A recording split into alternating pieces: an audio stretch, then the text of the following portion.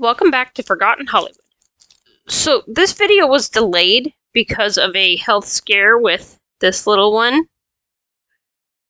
Yeah, she just has an infection, so it's treatable, everything's fine.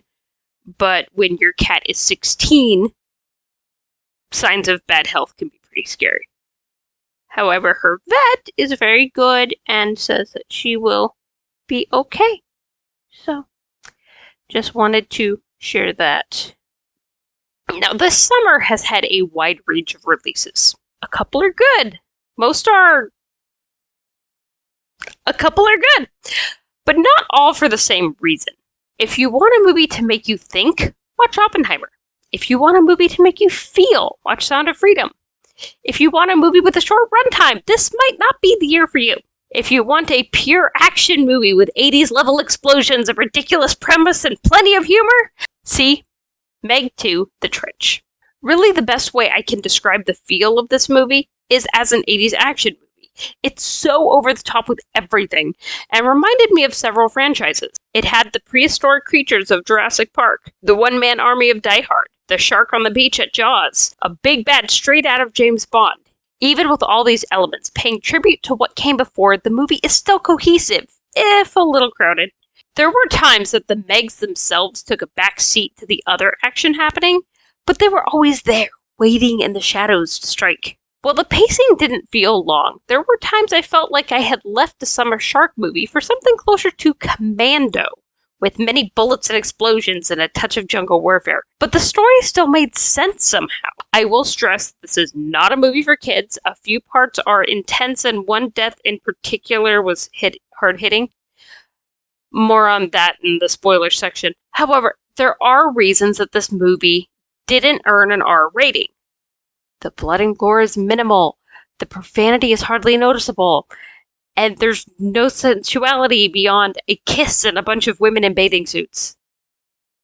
That's it. Plot-wise, I was very satisfied. There are a few twists that actually surprised me, which is not easy to do, by the way. There have been movies that I walked into with no prior knowledge, and by the midway point, I knew all the twists that were coming and how it would end. This movie had some things you did see coming, some things you didn't see coming, and honestly, some things that came completely out of left field. But they worked within the overall plot. In short, the movie is a goofy action flick, and I loved it. Now, I'm going into the movie spoilers, so duck out if you don't want to know. The movie mostly sticks to the cast from the first movie, at least for the core characters. There are a few new faces and a couple that are missing.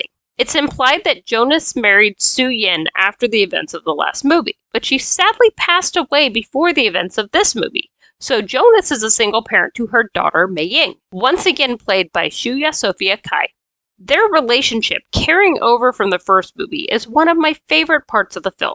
While the deaths are mostly quick or off-screen, there is one that is more intense. While the characters are in survival suits on the ocean floor, one of them gets cracks in their helmet. They reach an airlock with the other survivors, but the room doesn't depressurize in time and their helmet implodes. I wouldn't call it gory, just stressful and a sudden shock. It reminded me of that submarine incident in the news and stuck with me more than the deaths that involved teeth and screaming.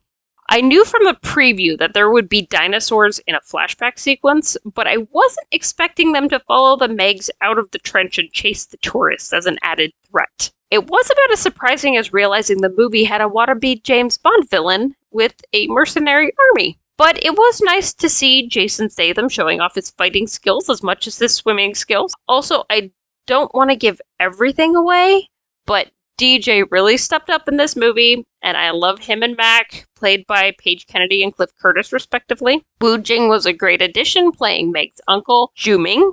As with the rest of the core cast, he had a huge part to play in saving the tourist, although it was Jonas that took out most of the mercenaries that weren't eaten by dinosaurs.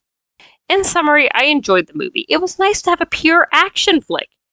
Yes, there was a touch of environmental messaging, but it doesn't get in the way of the story, and I think we can all agree that toxic waste doesn't belong in the ocean.